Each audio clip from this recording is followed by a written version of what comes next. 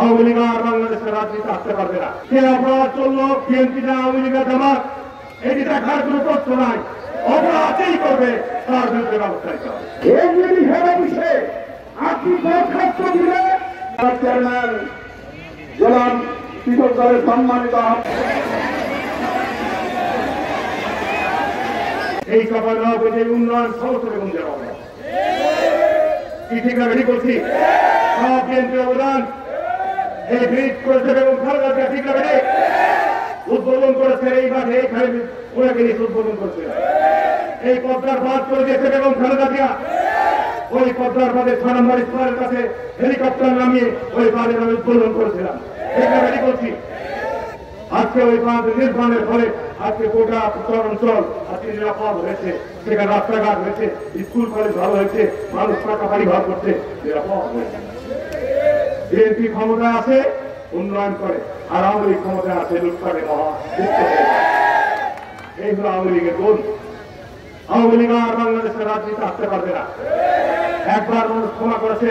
1975 সালের 15 আগস্ট তার বাপ মারা যাওয়ার পর শেখ হাসিনা চোখ দিয়ে পানি উঠত স্বজন হারানোর কথা চোখ দিয়ে অস্ত্র ধরাতো স্বজন হারানোর কথা বলে মানুষ সহানুভূতির সাথে রেখেছিল কিন্তু এই 15 বছর অন্যায় ভাবে ক্ষমতায় থেকে এদেশের মানুষকে নির্বিচারে পাখির মতো অন্যায় ভাবে যে হত্যা করছে আওয়ামী লীগ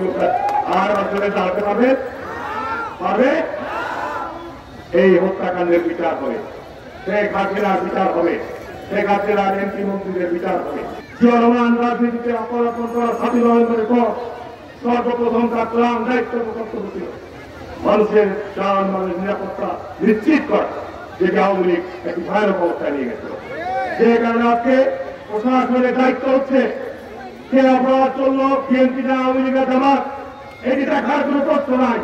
অপরাধই করবে তার বিরুদ্ধে ব্যবস্থা নিতে হবে এটি আমি পরিষ্কার বলে যাচ্ছি আর যার সংস্থা আইনপ্রকারী সংস্থার সদস্যরা এই কাজ করতে ব্যর্থ হবে দয়া করে নেওয়া বলছে আপনারা নিজ দায়িত্বে চলে যাবেন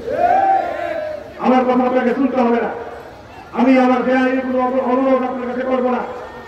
আমি আমার প্রকাশ্য ব্যবস্থা করে গেলাম আমার দলের লোকেরা যদি কেউ বেআইনি কাজে লিপ্ত হয় আইনের ব্যবস্থা গ্রহণ করবে মানুষকে নিরাপত্তা দিতে হবে গত 15 বছর আমরা যে নিরাপত্তাহীনতায় ছিলাম যে ভয়ানক কষ্টের মধ্যে ছিলাম যে অন্যায় জুলুমের মধ্যে ছিলাম যে দাবি করেন না কেন অন্যায় জুলুম করবে তার আইন অনুযায়ী ব্যবস্থা হবে কিন্তু আমরা আইন হাতে তুলে নেব এটা তো আপনারা নাকি আসলে যদি হাতে বলতো আলহামদুলিল্লাহ চাঁপাইনবাবগঞ্জ বাংলাদেশের মধ্যে উন্নয়ন প্রোগ্রামের বর্ণনা দিতে গেলে অনেক সময় লাগবে চাঁপাইনবাবগঞ্জ পৌরসভা সেখানেও এই যে আমাদের আবার ড্যাম করা হয়েছে তারই উল্টা দিকে আরো একটি ওয়াটার ট্রিটমেন্ট প্ল্যান্টের প্রকল্প হাতে নিয়েছি গোটা পৌরসভায় যেন প্রচন্ড সমস্যা আমাদের জেলায় আর্সেনিক কবলিত জেলা মানুষ আজকে পানি তার অসুস্থ হচ্ছে হাসপাতালে গেলে দেখি শুধু ডায়রিয়া রোগী ভর্তি বাড়িতে বাড়িতে ডায়রিয়া রোগী ভর্তি পেটের অসুখের রোগী ভর্তি অন্যতম প্রধান কারণ হচ্ছে পানি যে কারণে গোটা জেলায় বিশুদ্ধ পানি সরবরাহের পরিকল্পনা প্রকল্প গ্রহণ করেছি শুধু আমার এলাকায় নয় গোটা জেলাতে ব্যবস্থা করে চাঁপাইনবাবগঞ্জকে বাংলাদেশের মধ্যে একটি উন্নত আধুনিক জেলা হিসাবে তৈরি অগ্রসর হল।